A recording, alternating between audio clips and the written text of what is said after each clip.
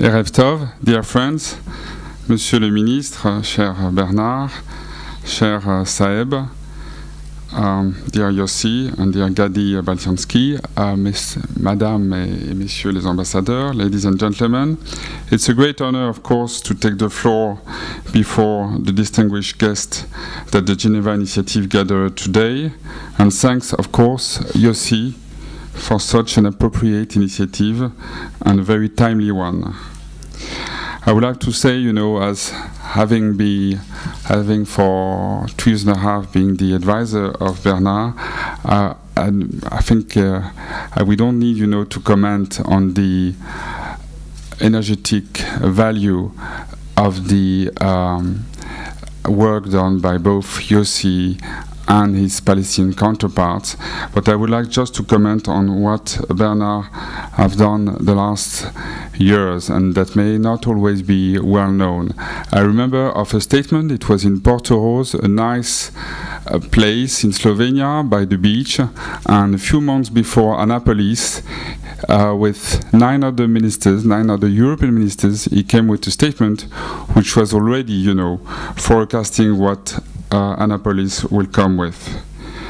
I want also to remember about the very special donors conference we had in December 2007, which was not only great even in terms of money, $7.7 billion were given by the donors, but it was, I think, a key element in the establishment of an administration, of the planification of an administration by Salam Fayyad, and this, of course, as we know, and as the United Nations said, is a key element for building a Palestinian state. I would like also to remember the role of Bernard in the upgrade of the EU-Israeli relationship as much as the EU-Palestinian Authority relationship. I think if we want to work with our Israeli and Palestinian friends, we have also, to create stronger links. Otherwise, we will not be heard. I would like also to remember the work which was done to end the Gaza conflict. It was at the United Nations in New York, it was in January 2009, to find a solution, even if it's only a temporary one. It was Resolution 1860. It was a real extensive, difficult negotiation with Tzipi Livni, with the Arab ministers present at that time in New York, and at the end, I think this was very instrumental in bringing an end to cast-led operation. I want also to remember the work done for the construction of Gaza, just to mention, en passant, the hospital of the Palestinian Red Cross, the Palestinian Red Cross. And last but not least, maybe more controversial, the Tribune with Mr. Miguel Angel Moratinos, who already, I think it was something like 1 year ago, and it was published in the Ma'ariv, was mentioning the interest for a possible recognition of a Palestinian state. And of course, this brilliant panel will have to answer a lot of questions. And of course, as my new minister, Alain Juppé, will be here tomorrow in Israel, I will definitely not answer this question. But the questions are quite obvious.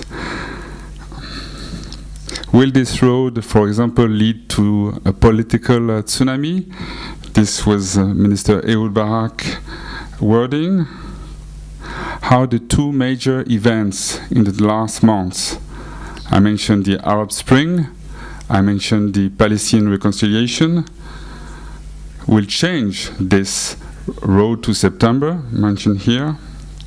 How the expected speeches by both Prime Minister Netanyahu and President Obama will affect this situation.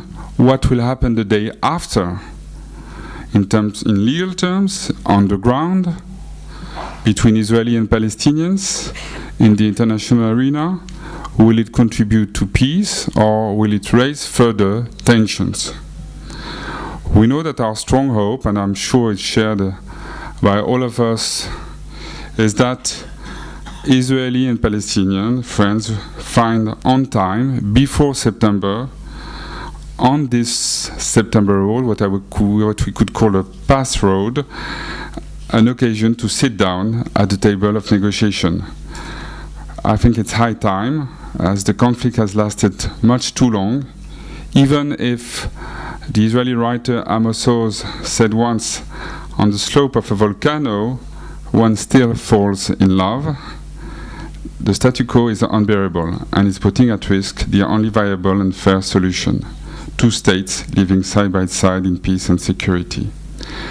Though, of course, lassitude, disillusion, skepticism may be high, I experience it daily, I would like to add a positive note. In the long run, there has been huge progress in two directions these last 10 years. Mentalities, public opinions on both sides have changed, and they came to the fact that the land needs to be shared and divided between two states. The parameters of the solution, even if they are not yet agreed and need to be negotiated, are getting closer, thanks to a lot of contribution, and of course, one of them, the most important maybe, is of course the Geneva initiative who came with creative, inspiring, bridging proposal for a peace agreement. France, as you know, is always a little bit arrogant, and modesty is not maybe our first quality, so I will say, of course, that France, with Europe, is determined to do its utmost to help, to accompany a positive process. Mahmoud Darwish, the Palestinian poet, said once that natives proceed with direct steps forward a perspective goal. A stranger walks around bewildered. But even if we may be bewildered, the international community can be very helpful. France, Europe will not spare our efforts. You know how important the settlement of this conflict is for President Nicolas Sarkozy. He met recently with Mahmoud Abbas and Prime Minister Netanyahu.